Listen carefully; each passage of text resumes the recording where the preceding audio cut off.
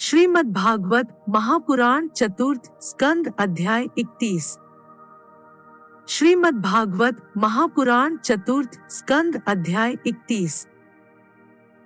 प्रचेताओं को श्री नारद जी का उपदेश और उनका परमपद लाभ। श्री मैत्रेय जी कहते हैं, विदुर जी, 10 लाख वर्ष बीत जाने पर जब प्रचेताओं को विवेक हुआ, तब उन्हें भगवान के वाक्यों की याद आई और वे अपनी भार्या मारिशा को पुत्र के पास छोड़कर तुरंत घर से निकल पड़े। वे पश्चिम दिशा में समुद्र के तट पर, जहाँ जाजली मुनि ने सिद्धि प्राप्त की थी, जा पहुँचे और जिससे समस्त भूतों में एक ही आत्म तत्व विराजमान है ऐसा ज्ञान होता है, उस आत्म विचार रूप ब्रह्म सूत्र का संकल्प करके बैठ गए। उन्होंने प्राण, मन, वाणी और दृष्टि को वश में किया तथा शरीर को निश्चेष्ट, स्थिर और सीधा रखते हुए आसन को जीतकर चित्त को विशुद्ध पर ब्रह्म में लीन कर दिया। ऐसी स्थिति में उन्हें देवता और असुर दोनों के ही वंदनीय श्री नारद जी ने देखा। नारद जी को आया देख प्रचेतागण खड़े हो गए और प्रणाम करके आदर सत्कार पूर्वक देशकालानुसार उनकी विधिवत पूजा की। जब नारद जी सुखपूर्वक बैठ गए, तब वे कहने लगे। प्रचेताओं ने कहा, देवर्षि, आपका स्वागत है। आज बड़े भाग्य से हमें आपका दर्शन हुआ। ब्राह्मण, सूर्य के समान आपका घूमना फिरना भी ज्ञानालोक से समस्त जीवों को अभ्यदान देने के लिए ही होता है। प्रभु भगवान शंकर और श्री विष्णु भगवान ने हमें जो उपदेश दिया था, उसे गृहस्थी में आसक्त रहने के कारण हम लोग प्रायः भूल गए हैं। अतः आप हमारे हृदयों में उस परमार्थ तत्व का साक्षात्कार कराने वाले अध्यात्म ज्ञान को फिर प्रकाशित कर दीजिए, जिससे हम सुगमता से ही इस दुस्तर संसार सागर से पार हो जाएं। श्री मैत्रेय जी कहते हैं, भगवान में श्री नारद जी का चित्त सर्वदा भगवान श्री कृष्ण में ही लगा रहता है। वे प्रचेताओं के इस प्रकार पूछने पर उनसे कहने लगे। श्री नारद जी ने कहा, राजाओं, इस लोक में मनुष्य का वही जन्म, वही कर्म, वही आयु, वही मन और वही वाणी सफल है, जिसके द्वारा सर्वात्मा सर्वेश्वर श्रीहरि का सेवन किया जाता है। जिनके द्वारा अपने स्वरूप का साक्षात्कार कराने वाले श्रीहरि को प्राप्त न किया जाए, उन माता पिता की पवित्रता से, यज्ञोपवीत संस्कार से एवं यज्ञ दीक्षा से प्राप्त होने वाले उन 3 प्रकार के श्रेष्ठ जन्मों में, वेदोक्त कर्मों से, देवताओं के समान दीर्घ आयु से, शास्त्र ज्ञान से, तप से, वाणी की चतुराई से, अनेक प्रकार की बातें याद रखने की शक्ति से, तीव्र बुद्धि से, बल से, इंद्रियों की पटुता से, योग से, सांख्य, आत्मानात्म विवेक से, संन्यास और वेदाध्ययन से तथा व्रत वैराग्यादि अन्य कल्याण साधनों से भी पुरुष का क्या लाभ है। वास्तव में समस्त कल्याणों की अवधि आत्मा ही है और आत्मज्ञान प्रदान करने वाले श्रीहरि ही संपूर्ण प्राणियों की प्रिय आत्मा है। जिस प्रकार वृक्ष की जड़ सींचने से उसके तना, शाखा, उपशाखा आदि सभी का पोषण हो जाता है, और जैसे भोजन द्वारा प्राणों को तृप्त करने से समस्त इंद्रियां पुष्ट होती हैं, उसी प्रकार श्री भगवान की पूजा ही सबकी पूजा है।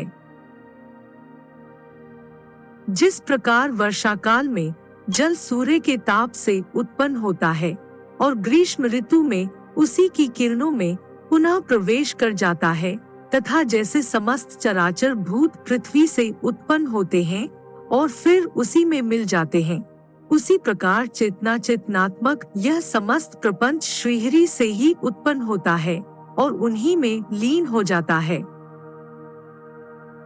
वस्तुतः यह विश्वात्मा श्री भगवान का वह शास्त्र प्रसिद्ध सर्वोपाधिरहित स्वरूप ही है। जैसे सूर्य की प्रभा उससे भिन्न नहीं होती, उसी प्रकार कभी कभी गंधर्वनगर के समान स्फुरित होने वाला यह जगत भगवान से भिन्न नहीं है, तथा जैसे जागृत अवस्था में इंद्रियां क्रियाशील रहती हैं, किंतु सुषुप्ति में उनकी शक्तियां लीन हो जाती हैं, उसी प्रकार यह जगत सर्गकाल में भगवान से प्रकट हो जाता है और कल्पांत होने पर उन्हीं में लीन हो जाता है। स्वरूपतः तो भगवान में द्रव्य, क्रिया और ज्ञान रूपी त्रिविध अहंकार के कार्यों की तथा उनके निमित्त से होने वाले भेद भ्रम की सत्ता है ही नहीं। नृत्यगण जैसे बादल, अंधकार और प्रकाश, ये क्रमशः आकाश से प्रकट होते हैं और उसी में लीन हो जाते हैं, किंतु आकाश इनसे लिप्त नहीं होता। उसी प्रकार ये सत्व, रज और तमोमय शक्तियां कभी परब्रह्म से उत्पन्न होती हैं और कभी उसी में लीन हो जाती हैं। इसी प्रकार इनका प्रवाह चलता रहता है, किंतु इससे आकाश के समान असंग परमात्मा में कोई विकार नहीं होता। अतः तुम ब्रह्मादि समस्त लोकपालों के भी अधीश्वर श्रीहरि अपने से अभिन्न मानते हुए भजो, क्योंकि वे ही समस्त देहधारियों के एकमात्र आत्मा हैं।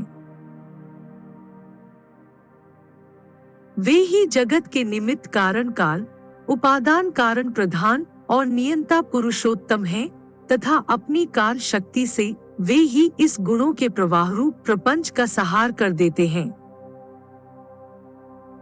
वे भक्त वत्सल भगवान समस्त जीवों पर दया करने से, जो कुछ मिल जाए उसी में संतुष्ट रहने से तथा समस्त इंद्रियों को विषयों से निवृत्त करके शांत करने से शीघ्र ही प्रसन्न हो जाते हैं।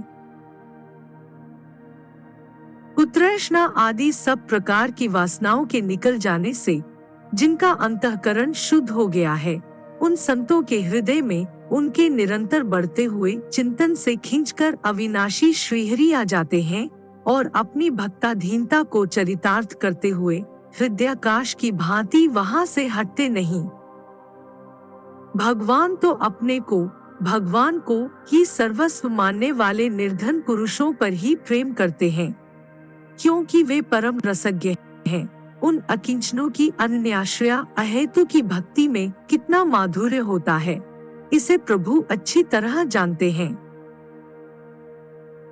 जो लोग अपने शास्त्र ज्ञान, धन, कुल और कर्मों के मत से उन्मत्त होकर ऐसे निष्किंचन साधुजनों का तिरस्कार करते हैं, उन दुर्बुद्धियों की पूजा तो प्रभु स्वीकार ही नहीं करते। भगवान स्वरूपानंद से ही परिपूर्ण है। उन्हें निरंतर अपनी सेवा में रहने वाली लक्ष्मी जी तथा उनकी इच्छा करने वाले नरपति और देवताओं की भी कोई परवाह नहीं है। इतने पर भी वे अपने भक्तों के तो अधीन ही रहते हैं।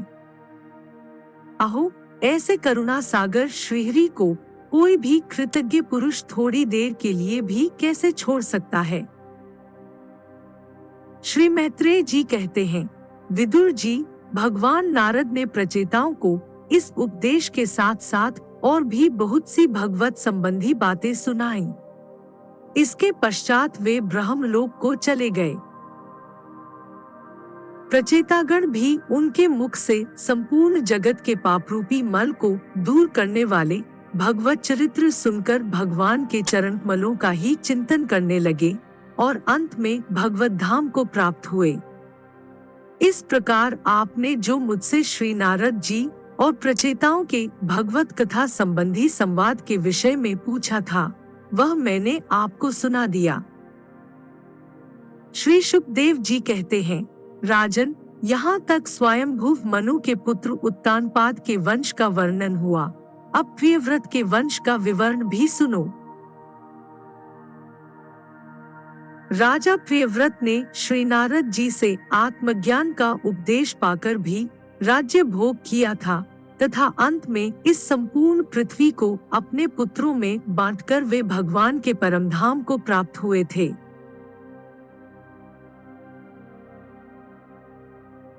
राजन, इधर श्री मैत्रेय जी के मुख से यह भगवत गुणानुवाद युक्त पवित्र कथा सुनकर विदुर जी प्रेम मग्न हो गए। भक्ति भाव का उद्रेक होने से उनके नेत्रों से पवित्र आंसुओं की धारा बहने लगी तथा उन्होंने हृदय में भगवत चरणों का स्मरण करते हुए अपना मस्तक मुनिवर मैत्रेय जी के चरणों पर रख दिया। विदुर जी कहने लगे, महायोनिन, आप बड़े ही करुणामय हैं। आज आपने मुझे अज्ञानांधकार के उस पार पहुंचा दिया है जहां अकिंचनों के सर्वस्व श्रीहरि विराजते हैं।